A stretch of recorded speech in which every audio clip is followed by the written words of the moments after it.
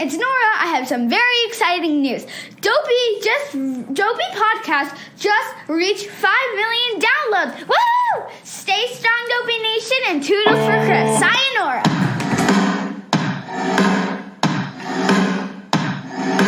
Dopey, dopey. Dopey, dope. Dopey, dopey, dopey. Dopey, dopey, dope. Dopey, dopey, dopey. Dopey, dopey, dopey. Dopey, dopey, dopey. Dopey, dopey.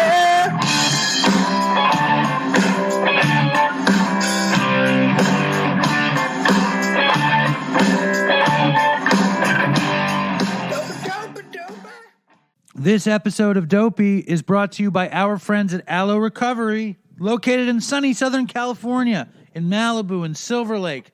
Aloe was created by our good friend Bob Forrest and his friends Evan, Jared, and Bob to create a treatment center that treated addicts with connection and compassion rather than control. They have decades and decades of experience treating co-occurring mental health disorders, including SMI, and they know what it takes to get an addict well.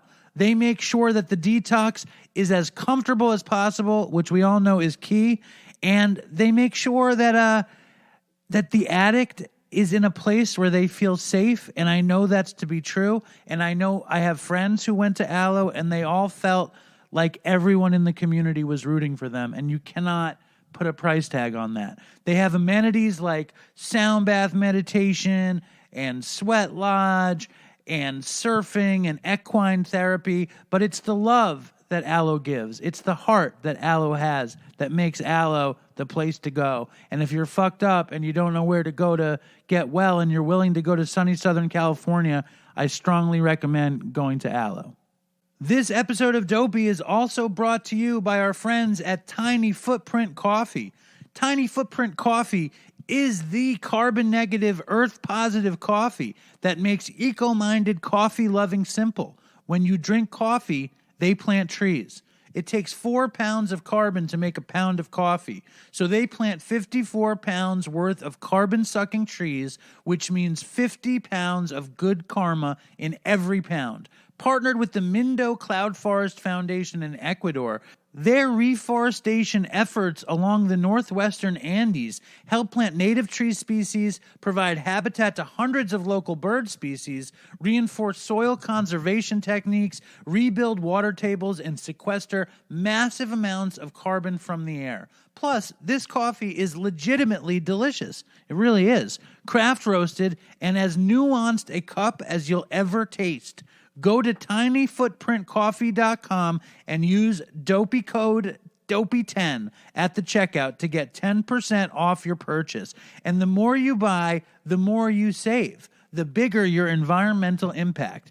The code even applies to 5-pound bags, bulk purchases, and subscriptions, which are awesome gifts for the eco-minded coffee lover in your life.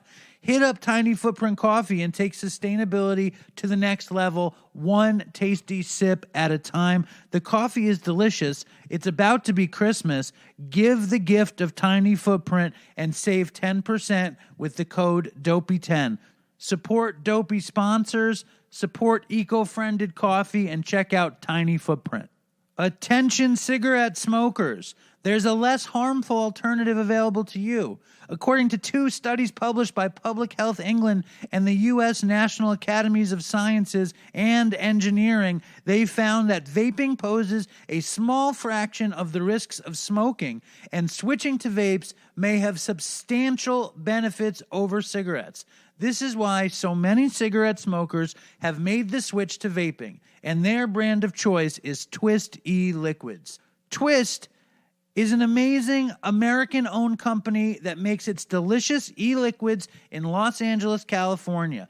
Twist has won several awards for creating mouth-watering flavors such as its best-selling lemonade, sweet treats, and dessert flavors. But Twist also produces a line of sweet tobacco flavors. Try Twist e-liquids today and get 30% off your first purchase with code DOPEY30. That's 30% off. That's a lot of percent off.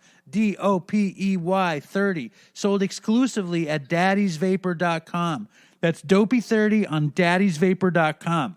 Again, this could be an amazing Christmas gift for the vaping person in your world, in your life. 30% is nothing to sneeze at. It's daddysvapor.com. Support Dopey sponsors at Twist at daddysvapor.com. This episode of Dopey is also brought to you by our friends at Sober Grid. Sober Grid is a free iOS and Android app that connects you with other sober people. You can find, connect, and share with other people in addiction and recovery. You are instantly connected to a global sober community in your neighborhood and around the world. You can build a strong, sober network and inspire others. Sober Grid now offers affordable 24/7 certified peer coaches to assist individuals in their recovery. Their peer coaches are trained and certified to help you get sober and stay sober. It is a geo-social network. What does that mean? It means that Sober Grid users can find each other nearby on the grid, which is a GPS locator user interface that displays user profile and distances from them. Users can also choose to remain anonymous and unfindable. Sober Grid has a sober news feed just like other popular social networks, but their news feed is all about sobriety, recovery, and addiction. It is Sober Grid. It is a free resource to find like-minded people all over the world. Go to sobergrid.com and check out how fun and useful it can be. This episode of Dopey is also brought to you by listeners like you through the Dopey Patreon page. I cannot say how grateful I am to all the Patreon supporters. And because there are Patreon supporters, there's actually Patreon content. We had a new bonus episode this month. We have the Zoom coming up. Fucking DopeyCon 2 lives on Patreon. Go to dopeypatreon.com. There's some free stuff there too. But if you support the show, it will help make the show bigger, more dense, with more stuff. So support Dopey Patreon at www.patreon.com/dopeypodcast. Get me out of this fucking deli. Please help me. Also, if you want to support the show, go to dopeypodcast.com. Check out our amazing merch. There's new stuff coming out all the time from our incredibly great partners at SRO Prints, hoodies and long sleeves and T-shirts and mugs, all at dopeypodcast.com. Plus, if you want the old school Dopey snapbacks or the elusive Oy Vey snapbacks or any of the original Dopey stickers, you just Venmo me at Dopey Podcast. All right, that's enough of the ads. It's time for the show. Here's the fucking show.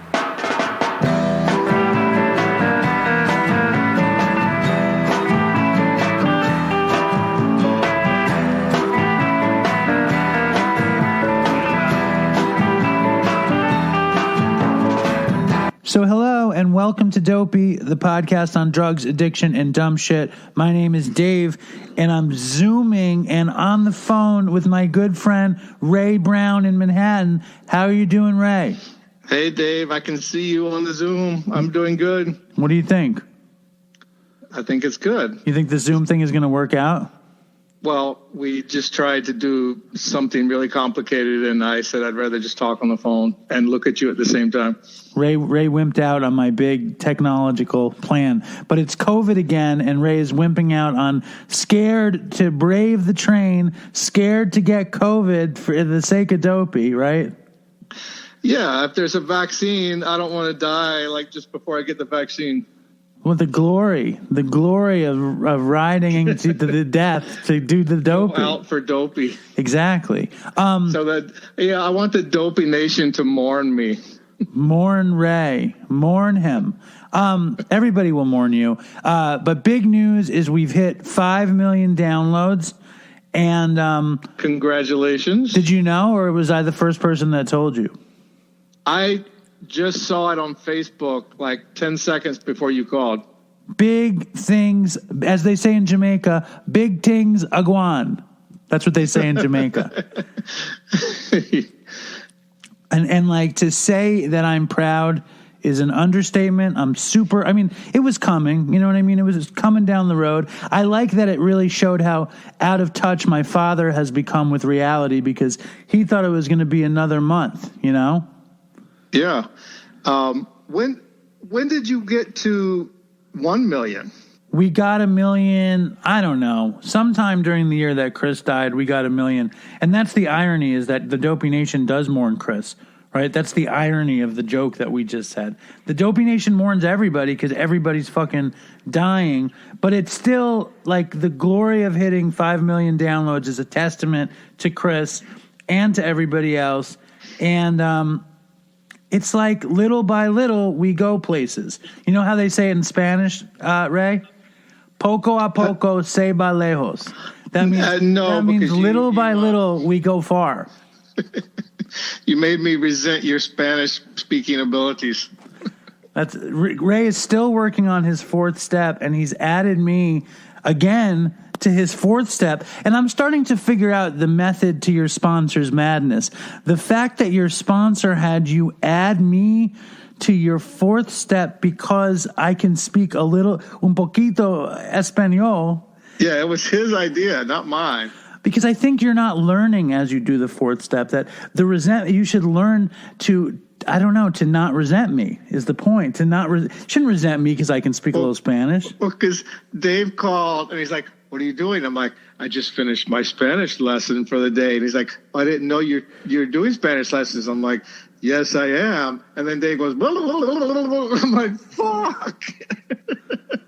It was like when I was in Venezuela in 2001 and I had sex with 2,000 young Spaniards. I was telling you about being in Guatemala taking Spanish lessons from like 9 to 5 every day for 6 weeks. So where are we at with the journey of the fourth step?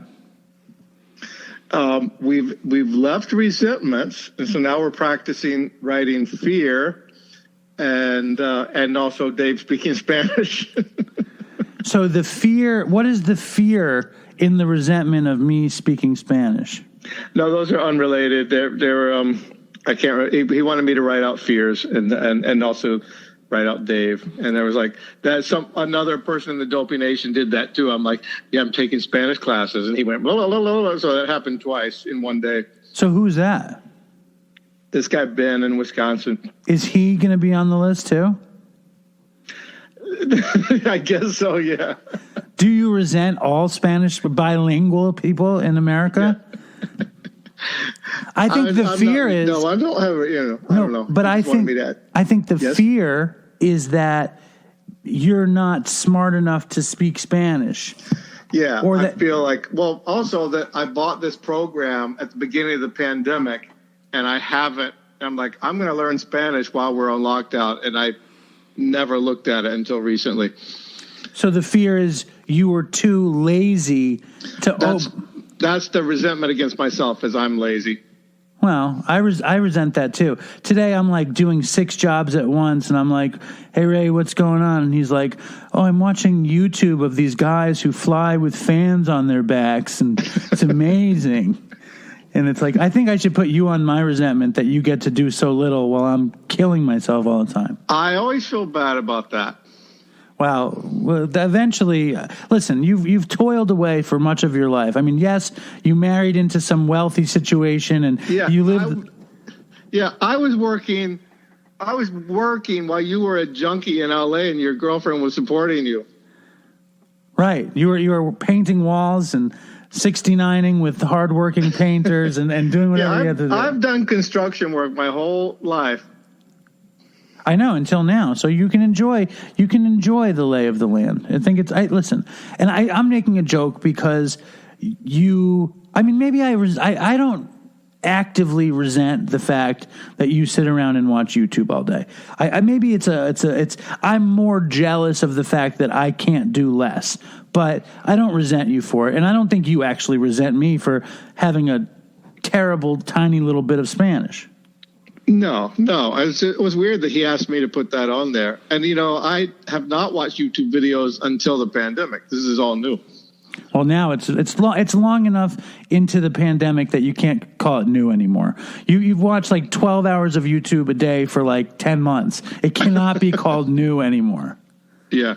But I just want to switch things up. I don't think we talked about it on the show that about 2 weeks ago we lost Colin MC in the Dopey Nation.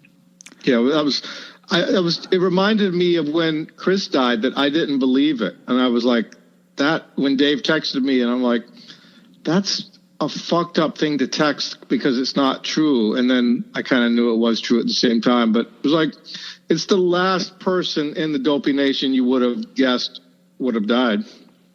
Well, I think it just shows, what it really shows is how fragile life is, that life can always end, that life is it's crazy fragile. In our community, I don't know what happened with Colleen, but it's obvious that our community is very much at risk. So what were you going to say? I was going to say that, like, when I first joined Dopey Nation and I didn't know anybody and I wasn't really participating, Colleen was, I think, the first person that reached out to me and wrote to me. And then we had like a conversation online, or we had a relationship online. And she sent me a really great book, like an AA book that she said that had been very helpful to her. And like, I didn't know her at all. And all that happened. That was like whenever I first joined Dopey Nation. Right. And Colleen had been around for a long time, not since the beginning, but for a long time. And she was always incredibly enthusiastic, and she was always incredibly generous, and she was always like just wanted to help out. I think she brought in Clean and Sober Love. I think Clean and Sober Love was her idea. She reached out to them, and she connected me with the owner of Clean and Sober Love. She connected us with this canned water company called Liquid Death. She always like wanted Dopey to be bigger. She connected me with a bunch of people, and she was always like just super kind, and was, obviously a great fan of the show, and just an amazing member of the Dopey Nation, in that she brought the Dopey Nation together. She like had relationships with so many people in the Dopey Nation, and she was a magnet for goodwill, and she was a magnet for the community, which was really good for the community. And ultimately it was great for the show, and she had 2 kids, which is the worst part. It's horrible. Yeah, terrible. One of her friends is friends with Nora on Facebook, on like Kids Messenger on Facebook. Wait, Nora's on Facebook? She's on Kids Messenger. She's not on real Facebook, but it's a way that kids can talk through the Facebook app or whatever. Wow. Yeah, like she can talk to my dad that way, and she could talk to some of her friends that way. And, it's like a bunch of like filters and shit for little kids. But I got a voicemail from perennial dope Annie Ellie, one of my favorites. And also Colleen MC, like, was one of the founding people of the Dopey Zoom. She was part of the Illuminati of the Dopey Zoom, which held that shit together. And I got a voicemail from another hardcore Dopey Nation person, and also just a huge Dopey Nation community person, Dopey Zoom person. It's Annie Ellie from England, and she wanted to send in a voicemail about her relationship with Colleen MC. So here we go. Hi Dave, hi Dopey Nation, this is Annie Ellie, and I wanted to send in a tribute to my dear friend Colin MC, who sadly passed away this week. And I thought a fitting tribute would be to tell you about the name of our meeting, mine and Liz's meeting, the Birds meeting. So when I set the meeting up, I called it Dopey in the daytime, and it was set up for people that couldn't necessarily get to the evening meetings, which are pretty late in the UK. And as it was myself and Liz, I don't even know how to say it. In the UK, women are referred to as birds, and Colleen was just like, it's the Dopey Birds. So the meeting name has stuck, and that has become the name for me and Liz. And for that, I am so grateful. I love you, Colleen. I miss you, Colleen. Wherever you are, stay strong and fucking toodles for Chris. Take care, everyone. So that was the great Annie Ellie, and thank you, Annie Ellie, for sending in your own love for Colleen. And Ray, what were you about to say? That was very nice, Annie. I was going to say, and we can never forget Colleen dressing as Tekashi 6ix9ine, with like putting all those tattoos all over her face and some kind of grill inside of her mouth for Dopey Zoom Halloween. That was like she won that show that night. You were quite the Dopey Zoom member in the beginning, so I bet you had a real connection with Colleen. And I know it was Colleen who she got pissed at me when I did the Dopey speaker thing, and she got all upset when I did the Dopey speaker thing. And then I was like, that's how the Patreon Zoom started, was because Colleen got pissed at me. And then Colleen was like, you should have Ray be on the Patreon Zoom. And I was like, oh yeah. So Colleen MC has always been, and then she was on it. She was on Patreon. And she was on a couple. She was great on Patreon. Her Patreon story was, everybody's story is like you never expected, but it had such weird twists and turns that you would not expect. Yeah, I just replayed it 2 weeks ago on Patreon. If anybody wants to hear. I just re-listened. Yeah, and she had a great spirit, and she was, Annie asked me if, it's such a flippant kind of question, if all the death wears on me, because it's a lot of fucking death. It's a lot. It's more than a normal person has in their life. I think that's the nature of doing a podcast on drugs, addiction, and dumb shit, that if you have an audience, that a good chunk of your audience unfortunately is going to die. It's like if you work in treatment, and that's a fucked up thing to say, but if you work in treatment, you get comfortable. You don't necessarily get comfortable, but you get calloused, I guess, to death. Colleen, I loved Colleen MC, and I loved that kid Liam, and I loved, half of these people that have died, I've loved, and I mean, it is heavy on me, but I'm just trying to keep going. It's like it reminds me from myself. It reminds me of the '80s when everybody I knew died of AIDS. Like some person would die every week or two. Right. It reminds me of and I think other people kind of realized this before I did when they talk about the war on drugs, the drug war, all that shit, and it was about the government going after dealers. But after people started dying in our community, I realized that the drug war was us, that we were dying. It wasn't about dealers and the government and all that shit. It was about us, Yeah. And which is why it's so great when somebody picks up recovery and runs with it. Why people I never wanted Dopey to be Mr. Recovery Show. That wasn't my plan. But it kind of had to become that. We have to be vigilant. So many people have written me about how excited they are to hear you get more sober, and me get more sober. But a year ago, you were fucking smoking crack and near death and miserable. And you were like, I need to make a change because I don't want to be so miserable. And you're much less miserable now. And it's amazing. Yeah. And I wondered, why did I have to go through that? Or what was the point of that? And then it's I never would have wound up with this sponsor doing what I'm doing now if I had not, gone off the deep end, and somebody was making a joke about, that was Jed Shredwords was making a joke about me eating pubic hair. It was very funny. I didn't catch that on DopeyCon too. And it's funny when Jed Shredwords makes a joke, right? When cute Jed Shredwords makes a joke, oh, he's so funny, and I make a joke, I'm demonizing you and this and that. But anyway, keep going, please. No, but feeling all that to a lesser degree, but I'm just not talking about it because I've worn out. Nobody wants to hear me talking about it, but it's not like that. Those feelings went away. But if I had not gone off the deep end, I would not have met this sponsor. I wouldn't be doing these steps. I would have just lingered in whatever situation I was in, which was not sobriety.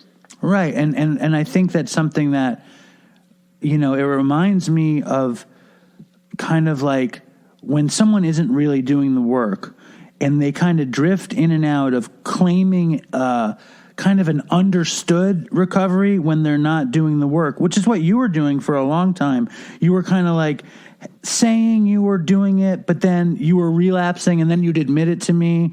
And it's like, to be accountable and to be actually doing the work, it's like obvious. You know what I mean? Yeah, I was going to meetings. This is like in February. I was going to meetings because that was what my sponsor at the time suggested. And he was going there with me.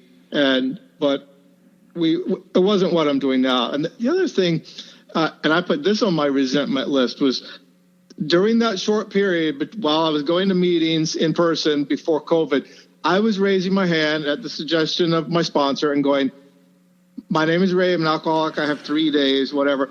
And guys would come over and give me their phone number, and I would be like, cool, I have like a AA friend, somebody wants to help because I really needed help.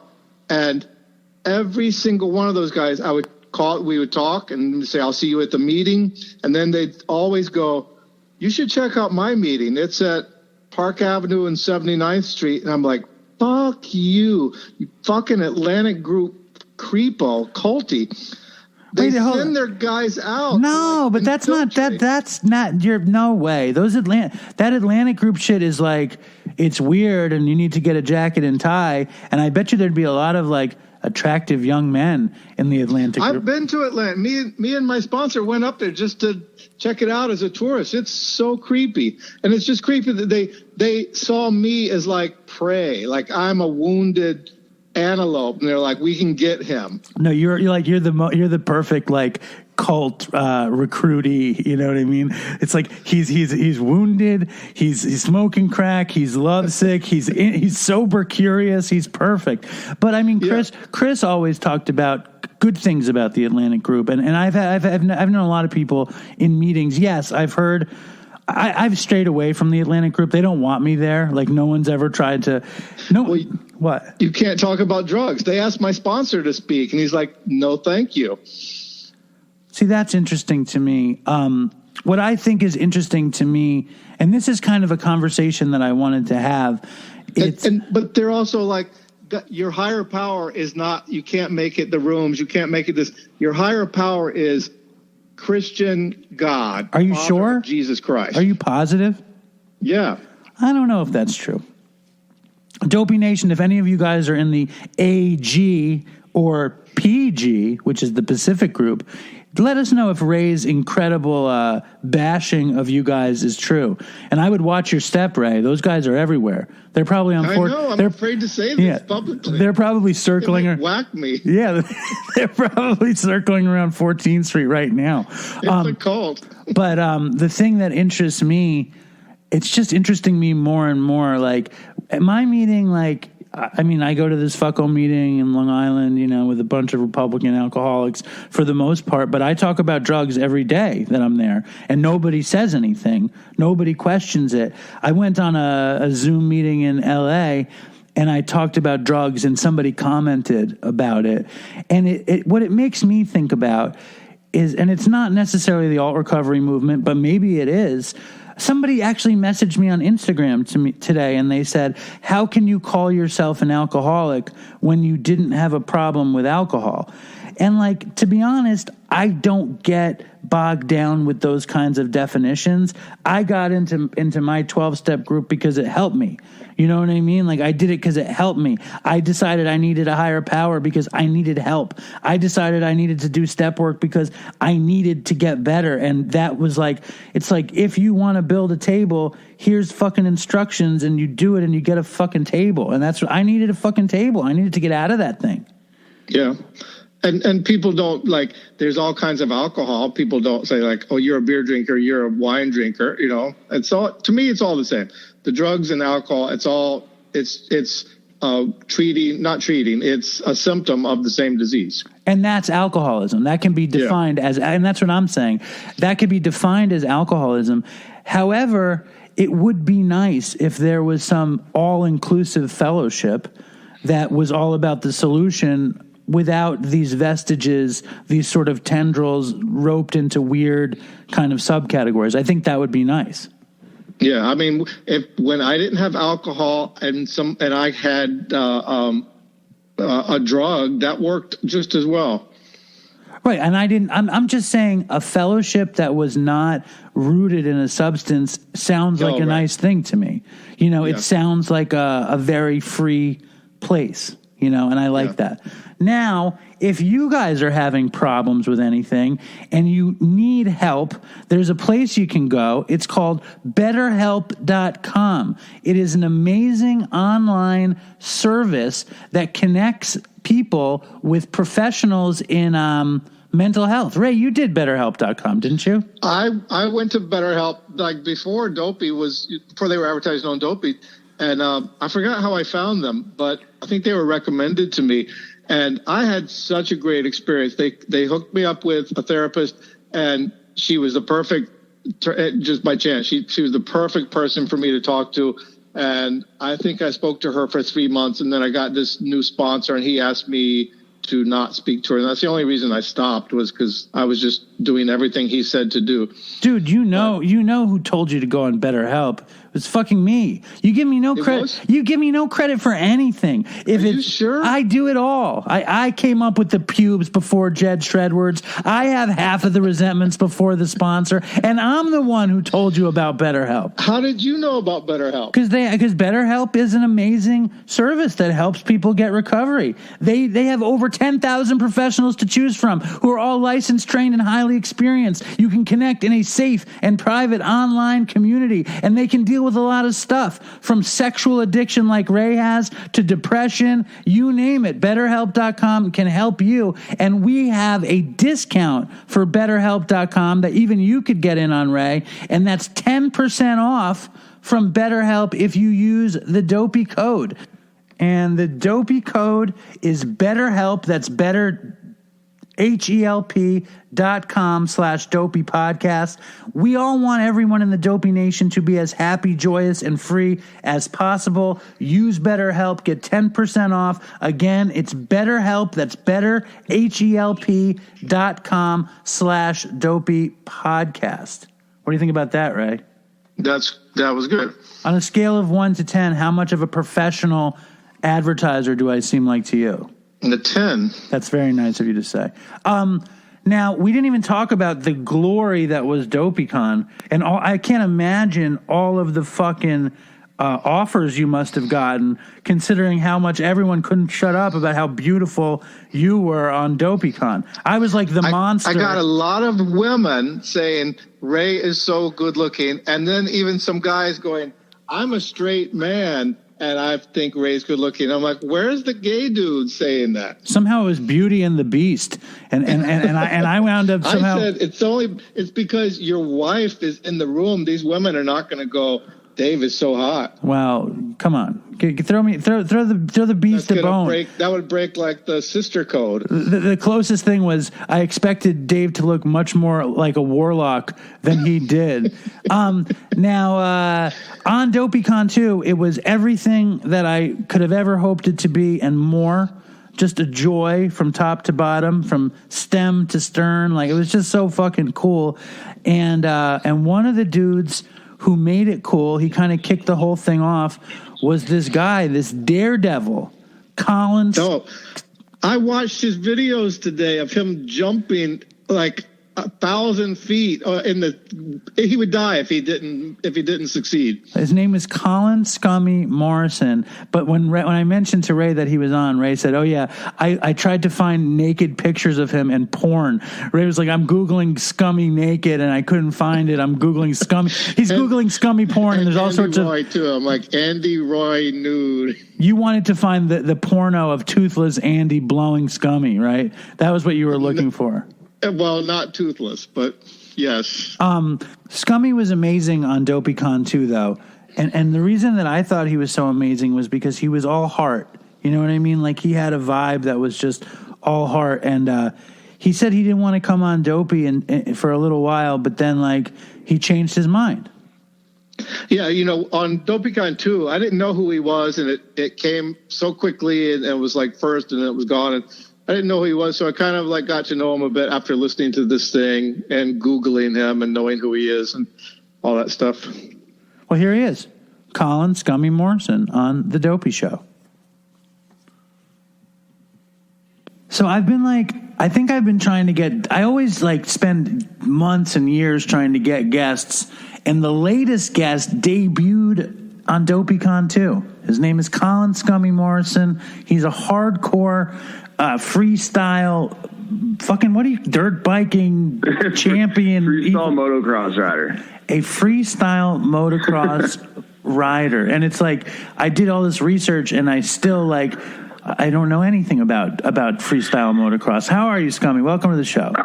I'm doing good, man. Yeah, thank you. I've been listening to you guys for a while, and pumped to be on. Yeah, so freestyle motocross, it started from just motocross racing.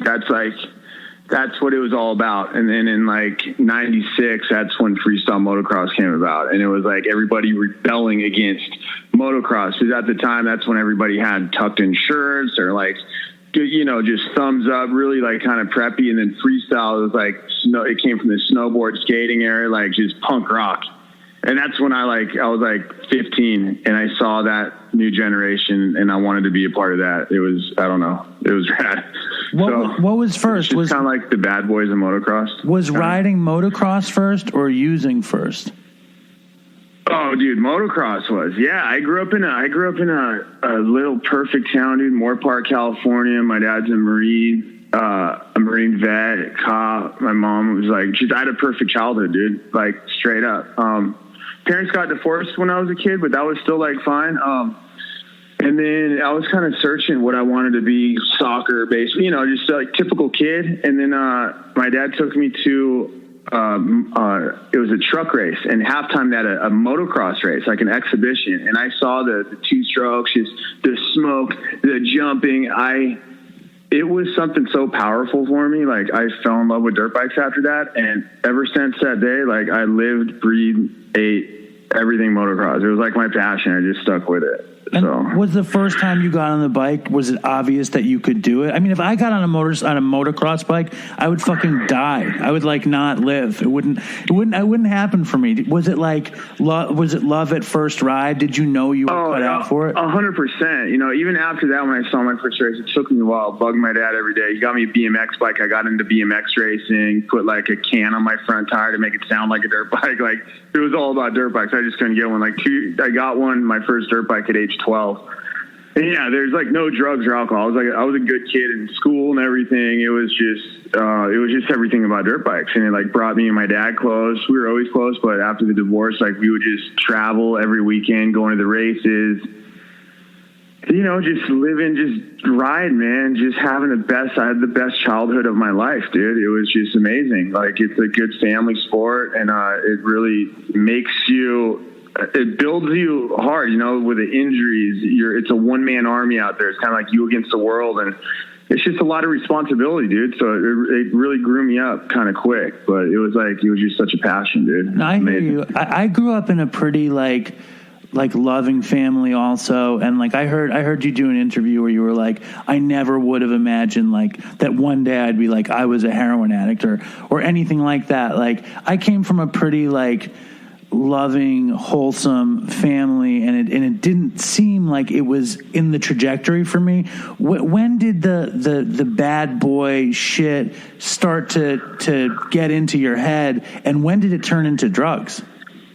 I think I turned pro at 16, and that's when freestyle came about, and it happened so quick, instantly. That's when the first freestyle contest came out, and I was one of the 15 guys that we were in. We were we started the sport. There's no such thing. And I was in because I was doing big jumps. So I was in right when it started, and we were just traveling, dude. Age 16, normal kids are going to high school parties. I'm getting flown around the world and fucking the chicks party and everything. I just got introduced to everything quick and trying to hang, I was riding with all my heroes, trying to hang with them at the parties. It started with alcohol. Started smoking a lot of weed, a lot. And I don't know, I can just go on and on, but I mean, fast forward, I did that whole career for about 20 years. And it's crazy having such a clear head looking back at it.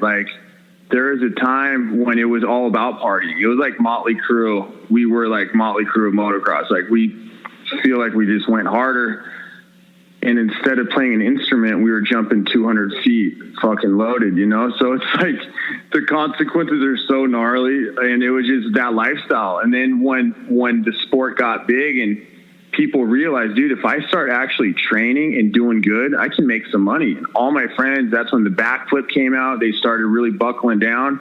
You know, all my buddies are millionaires, dude. They're making serious money. And for me, I was Wait, hold up. Because I've read a bunch of stuff about you and I've listened to a bunch of stuff about you. How does the backflip change the freestyle industry?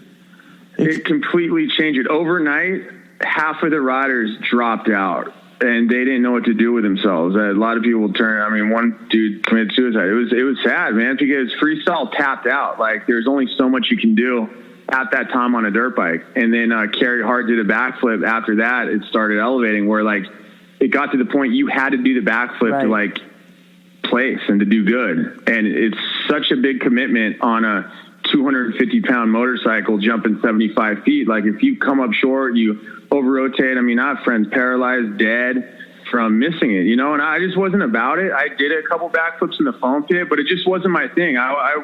I never got into freestyle to like compete. I did to like for the lifestyle and just go big, be a show off, you know? So I started doing big jumps after that. I'm like, fuck it. I'm not going to do the backflip. I'm just going to start going bigger than everybody. So I just started jumping over trains, started to get like just going as fast as my bike would go, jumping like over 200 feet, like just jumps nobody would do, but that really didn't pay the bills. It just, you know, got my name big, but backflips, you had to do the backflip to be irrelevant. And a lot of guys, and it was a career ender for so many guys. It was crazy. Right. If you couldn't like get to that next place, you were done. And I guess like the lifestyle or the image, right, of being this crazy dude kind of like goes after the races, goes after the performance, and everybody's getting high. How dangerous is it to be getting fucked up and be like doing this incredibly dangerous sport at the same time? It's not like I was pretty calculated. You're not getting fucked up riding a dirt bike. There's no way you can do it. You know, like there's times 4-foot bong rips. I was like a stoner, like Cottonmouth Kings. They were my best friends. We would like smoke weed, of course. But there's times, you know, just not sleeping all night going for it. And that only a couple of the gnarly dudes would do that. And I think I was one of them, but it wasn't like what you think. Like, I'm going to go, you couldn't actually pull that. You would die for sure. But I mean, staying up all night, hungover, it's scary, dude. There's times I don't know how I survived, and it's so scary looking back at it, dude. It's crazy. But yeah, and it just got bad, dude. Then, like 2009, I was still doing good, and that's when the Oxycontin phase came out, and I broke so many bones. I got my spleen taken out, broken so many bones. So I was like, that's a big thing with motocross. A lot of dudes get addicted to opiates, because, you know, injuries are the name of the game. But that's when the Oxy really came strong. And I remember my buddy told me about Roxy 30s, and I fell in love with those things, dude. Like, it got so bad. That's when, that point in my life, it wasn't about dirt bikes anymore. And it's really sad looking at that. Like, my number one passion as a kid, all I wanted to do was become a pro dirt bike rider, and I made it. I had the career, and it didn't even matter to me. It turned into a full-time job. Like, how am I going to get the next sack of pills to get me through the day? Whatever, you know, and that lasted for years. And I didn't know what dope stick was, because I had so many fans. I had so many people giving me drugs. I never had to go buy it. You know, everything, and people would like be pumped just to party with me. So they would like just bring over. So it was like, it was crazy, you know. You didn't know what dope stick was because you never ran out. I never ran out. 18 years, fucking on one. And like, I know that like when I finally got addicted to heroin, I knew that it did for me like what I couldn't do for myself. Like, it made me feel calm. It made me feel comfortable. It made me feel exactly the way I wanted to feel in the beginning, before it became obvious that I just had to keep up with it. Like, when did you realize that it was the thing? Like, you know what I mean? Like, that it's... I think after like we found a doctor that was giving us like 125 Norcos, 80 Somas, 90 Xanax every 2 weeks. And like, that was really bad. My best friend died in my truck. We went to go fill up the script. He OD'd in my truck, my best friend. It was heavy. I had a big intervention after that with like the guys from Pennywise, all the Metal Militia guys. It was pretty heavy. I walked away from that. I said, I'm going to do this on my own. I started going to meetings. I started to go to an outpatient rehab, but I realized I was just doing that to please everybody else, because going into outpatient, I brought a fake, the Wizinator, Yes. and then I was snorting Roxy's in the AA class and speaking how good I was doing, and it was so fucked up, dude. And I almost believed my lies. I was like telling everybody I was doing good. It was fucked up. It was weird, but I wasn't ready, dude. And then somebody told me, dude, you can smoke heroin. Fucking, it's way better than the pills. When the pills ran out, when then like everybody, you couldn't get them anymore. And that's when my life completely went to shit. When I was starting to sell, I traded my X Games medal for heroin. I traded all my fucking shit. And that's when it got bad. That's when I had like a chick of 8 years. She left me. I had a house, lost a house, got a condo, got an apartment, I lived with some chick in a room, and like my whole life went downhill, dude. And that's when it got so fucking bad, when I ran out of shit. I lost everything I had. And that's when I started getting dope sick. And that's when I wanted to die. So then I started doing dust off, dude. Don't tell me how I got into it, but I did it once, and I realized if I do enough of that shit, I wasn't dope sick. And then I got so into dust off, like fucking, I remember watching Intervention and that chick on dust off. I'm like, what the fuck? This chick's fucked up, dude. And that was me, dude. Like I would pass out in Best Buy, pass out in Target, and it got to the point. Wait, hold up. Yeah. You're fucking dope sick, and you see Intervention where that chick, I know exactly what you're talking about. I'm talking about, I saw that Intervention a long time ago. I'm just saying, like, I know, I turned into that person. No, but I'm saying, so when you'd get sick, you would go get dust off because you couldn't get dope and you could steal it? Was that the idea? Oh no, it was I could go to Save On right up the road, and I knew they had dust off because I couldn't get heroin anymore. I couldn't even get it. It was too expensive. I lost everything. So it's like my body needed to get high. It wasn't even like, you know what I mean? How long was the dust off run?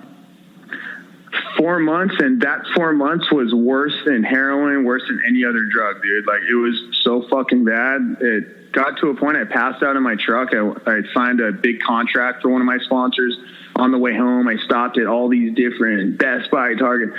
Anyways, I went to Target, and the last thing I remember after Target, I huffed some shit in my truck, and I woke up in the middle of an intersection. I sideswiped 7 cars, and I ran into a semi in an intersection. Oh, my God. With my foot still on the gas pedal, dude. It was heavy. It was the worst day, but it's crazy. The only thing I could think about when they ripped me out of my car is I still have a can of dust off in my car. It's like I was so fucked, it like warped me, and I went to Twin Towers jail, and it was fucking crazy. I don't take that lightly, dude. Like, the people I could have killed, it was hard for me, but not at the time. But like, looking back at it, it's a miracle. It's a miracle that you didn't die and they didn't die. But when you're doing, I don't think I ever huffed anything properly. Did you put it in a bag? How does it work?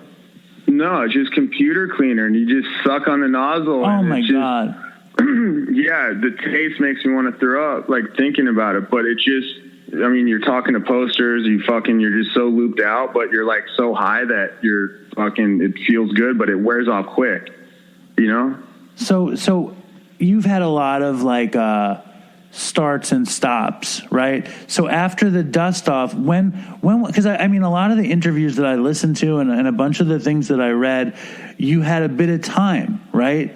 So I went to rehab after that, and I went to rehab after that, and my whole life started over. I was so scared. I've never been to rehab, and it was a week into it. It was life-changing. A week, I'm like, oh my God, I'm waking up and I don't need to be on drugs. I've never done that since I was 15 years old. And I was age 30, and it was the most amazing thing. I fully loved every second about being in rehab, dude. Like, I remember after 30 days, they let you out because I stayed in sober living too. And it was the most amazing time of my life, dude. I was riding a pink cloud for years, dude. I never really even did kind of recovery. I was sober for about 4.5 years.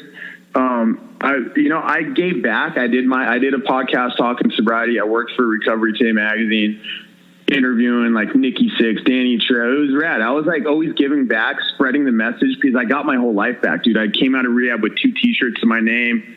Fucking, I built my whole life back up, dude. Got a chick who's my wife, bought a house, got brand new truck. You know, I fucking just loved it, but I never did recovery, dude. I was only spreading the message why I was so pumped on life. And now I know you're going to hit a wall, you know? Well, it's because it was like, it lacked the, 12-step shit or any kind of recovery shit, it's like tons of spiritual potential kind of thing. When you got out of, you went to treatment after the Twin Towers thing.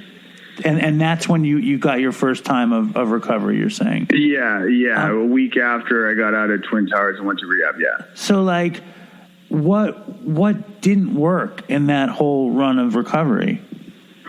I went to a dentist appointment, and it was so weird. I was doing great. I went to a dentist appointment, and I remember I got tooth pulled, and they said, listen, here's Norcos. And in my head, I'm like, dude, this is perfect.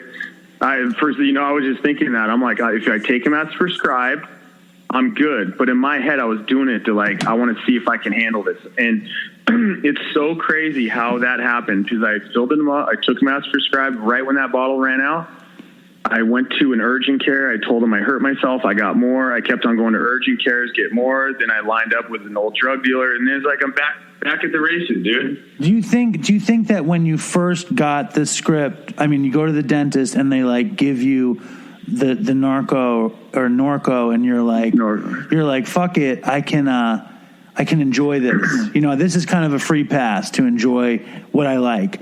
And then do you think, and the flip is just switched in your head, and then it's just like you forget about everything, or maybe the consequences hadn't been that bad.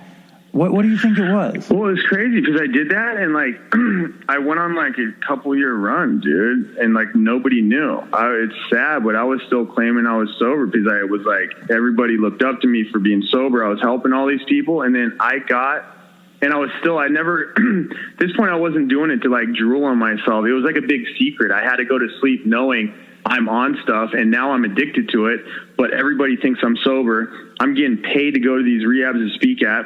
I work for Recovery Magazine. I can't tell everybody. There's times I'd go to sleep crying because I had the biggest weight on my shoulders, but I didn't know how to get out. I was doing everything possible to try and get off this stuff without anybody knowing. I was still going to work, still making more money. So I'm like, fuck, it's not a problem, but it turned into one. Well, it's also so scary because like you're this inspiration and you turn out to be like this fraud, and you knew it and nobody else knew it. And it's like, that's a heavy thing to carry. It's the heaviest shit ever, dude. And I didn't want to. I just didn't know how to get out. I was still like helping people. I knew how to like get people in the rehab. I knew what to say, but I'm like, dude, I'm so fake. If people only knew, but I didn't know like what to do. I was like, I had no recovery in me, dude. I didn't know. I didn't have a sponsor. Wasn't doing the steps. I realized that. So anyways, I took a Xanax one day. I could eat 2 Xanax bars and fucking be fine. I love those things. Yeah, I took a little chunk of it, a little chunk of a Xanny bar, and it was laced with fentanyl, and I passed out of my truck and got another DUI. Oh, my God. Yeah, dude, heavy, bro. Like, you have no fucking idea. But I look at my life, how certain things are supposed to happen, and like how it happened was, it was meant to happen, dude. I don't know. Well, it's like, like the guy who I started the show with, we were doing the show and then he relapsed and he wound up dying. But I think he probably went through something like that because he was doing the show, acting as though he was in recovery, but using. And I never really thought about it, like, until I hear your story, like what a burden that is, because you're really living the double life, especially when it's woven into your actual career. But I didn't want to do it. Like, I didn't want to be on drugs. I can't believe I'm addicted. And I was being a chemist, doing everything I could to get off it, dude. Like, it was hard. It was so depressing, dude, because you're getting fed all this stuff, how good you're doing, how strong you are. Like, I want to be like you. And like, I'm like, fuck, if you guys only knew, like it was all very hard. I'm embarrassed of it, but that's like a thing in my recovery now. I'm not bullshitting no more, dude. I'm embarrassed for it. I'm sorry, but it's like, it is what it is, dude. Like, yeah, I don't even think you have to be embarrassed about it. I think it is what it is. I think you've lived so many lives, and it's like, did you miss, like, in that phase, in the sort of like scummy first recovery, public recovery phase, and using, did you miss motocross freestyle Scummy, like traveling the world, metal militia? No, I mean, I was actually still doing stuff. Like after that first time in 2012, I lost my identity, who I was, and I built it all back up. I have a supercross team now. I got a successful underwear company, clothing company, doing audio. I'm like back in the mix, dude. It's like crazy. But then after that DUI, that's when it all came out. People couldn't fucking believe it that I fucking relapsed, and that's when I went to rehab, and that's where I met Andy, and fucking I went to New Origin. They saved my life, dude. When that happened and you're this spokesperson for recovery, like, does anybody turn on you? Does anybody like, oh, this dude was a fucking liar? Did that? What's funny is like, I'm so vocal about my recovery, and like when that happened, I was like crying, tearing up, and I came clean when I got out of jail. I came clean. I told everybody, and I told them, like, it's just, I was so honest. I had a couple thousand comments. I didn't get one bad comment, dude. And I've always, in my recovery, I've always been very vocal and honest. And it's, in social media, it's not like that a lot. And I don't know. It's rad, dude. I didn't really get any bad comments, dude. It was just real shit. What about like from the people who paid you? Like when you're supposed to be this literal spokesperson. They fucking, everybody backed me. Nobody cut me because I was open about it, dude. Like I wasn't trying to sugarcoat it, and because they knew I was still helping people. I was 12-stepping it, but I wasn't doing any work with me. So it was weird, but I got good sponsors. I got really good people in my corner, but it is what it is. I went to rehab, dude. I went for 30 days, and it was amazing. Met my best friend Andy Roy in there. We killed it in there, dude. It was amazing. It was a good time. Well, I think that's the truth of the matter is that addicts relapse. You know what I mean? It's like we get sober and we do well and we also relapse. And the fact that you were honest was it's amazing for anybody who's struggling to know that you can fuck it up and come back. People say it all the time, but it's really, like some dude, I went to a meeting this morning, right? And there's an old dude, and he was like, he went to AA when he was, he's probably 65 now. And he was like, I went to AA and I thought I could fail out of AA and it fucked me up that I found out I could drink and go back. It's like a great thing that we can do. It is, and I thought my life was going to be good after that, dude. Like, okay, I fucking relapsed. I'm going to rehab. I did great. I went to rehab for 30 days, linked up with Andy Roy in there, did recovery, which I thought I did recovery, but I can't get to this part of the story.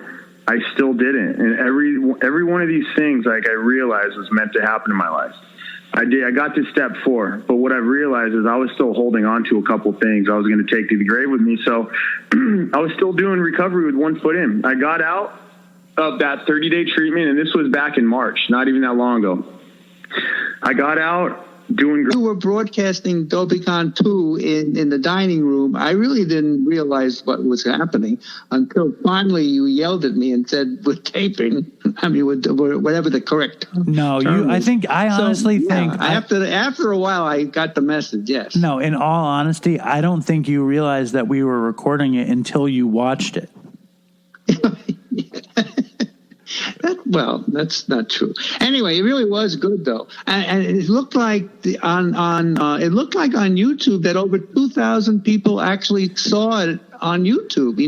Like the premiere, which the premiere was also the ending, the final program. But is that true? Over 2,000 people saw it. Yeah, over 2,000 people saw it in about maybe 40 hours or something. And maybe it wasn't strategic to take it down, but I was trying to drive traffic to Patreon. But there will be a lot of new things this coming year in Dopey. So, oh, really? Are you going to say what they are? Or this is big surprise? I need to figure out what they are, but there's a good chance. You don't know yet.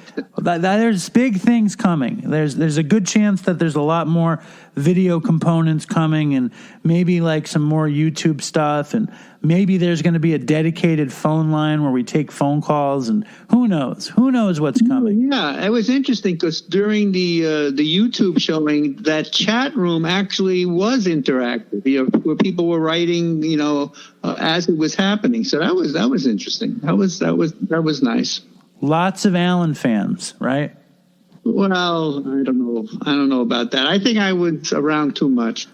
Yeah, I think I overdid my my performance there. I don't think I should have been in there so much. However, I didn't know I was in there so much, except when I saw me walking in the background.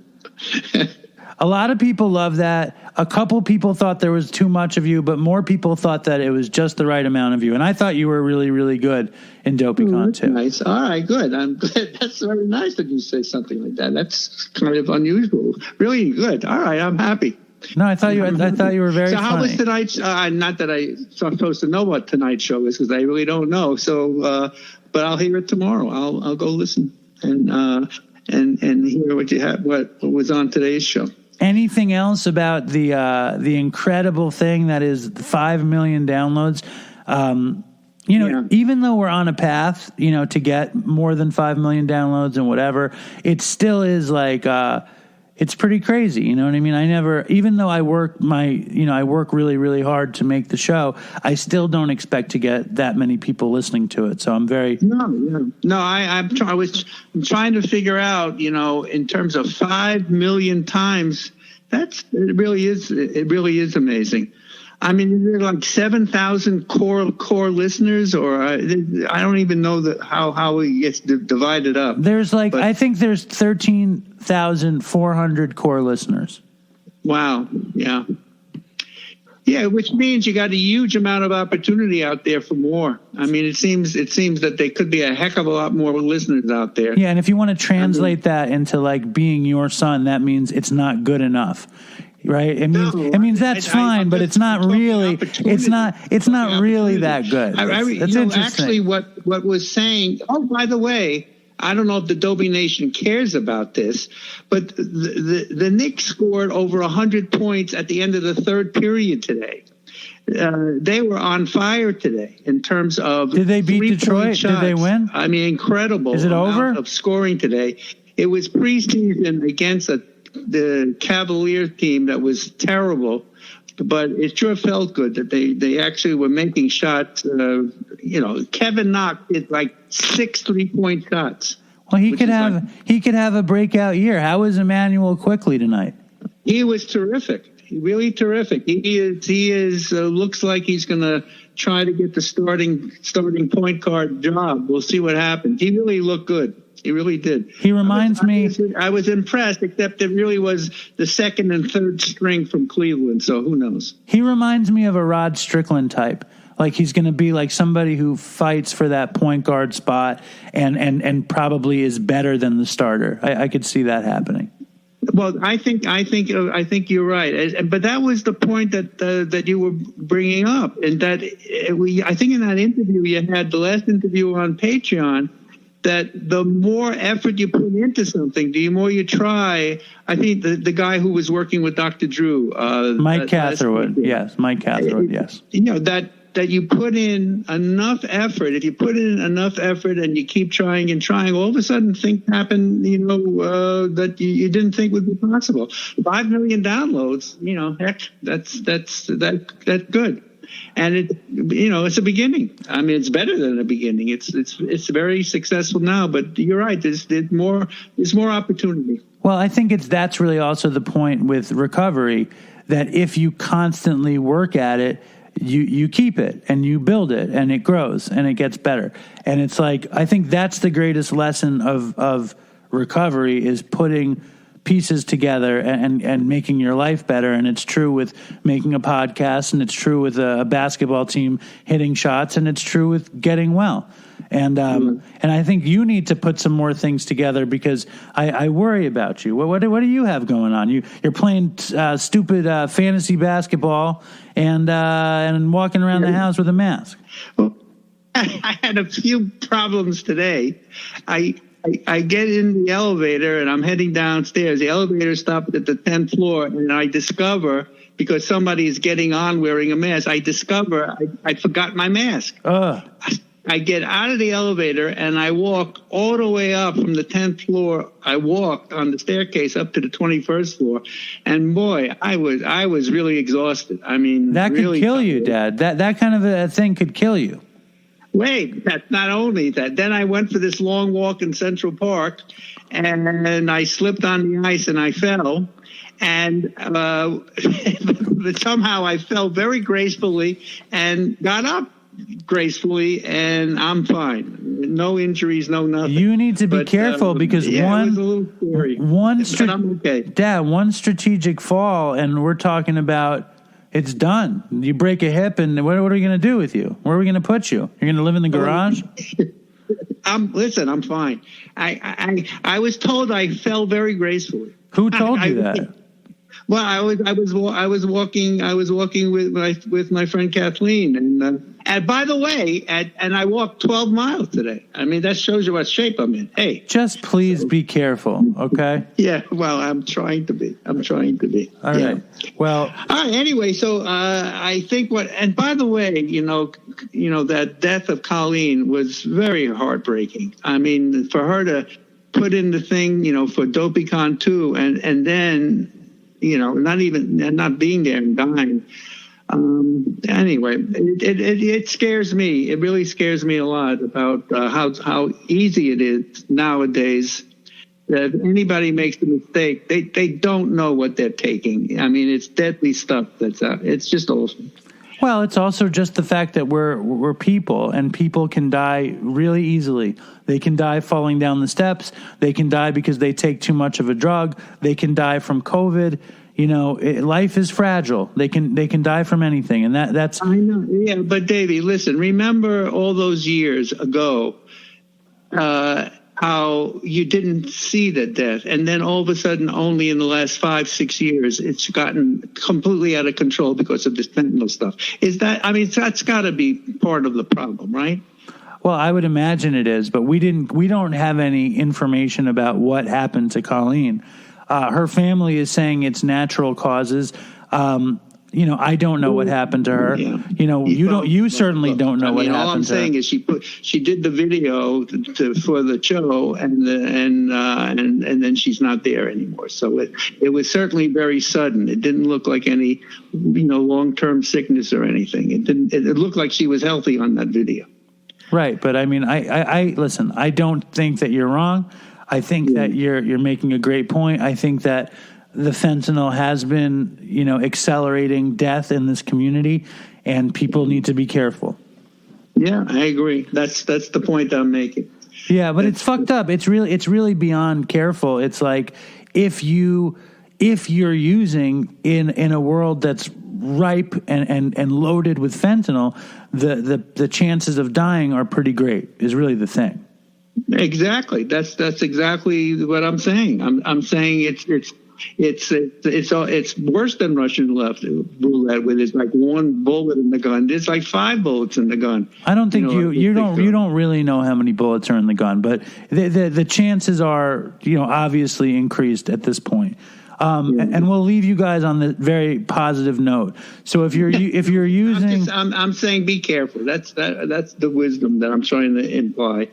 And yes, my dad might be near senility and almost breaking his hip and forgetting his mask. Dopey Nation, again, I'm good. I'm okay.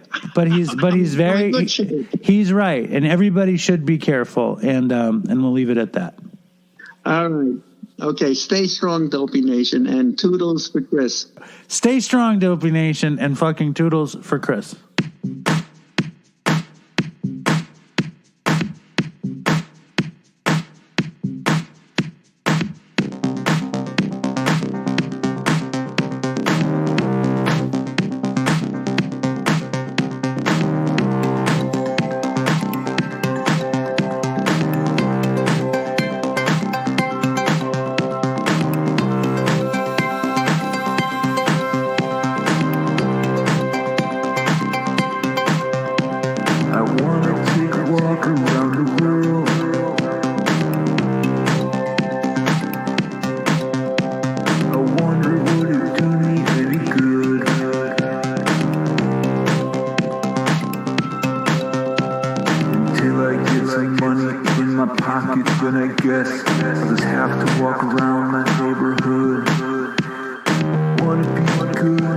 So bad, so bad.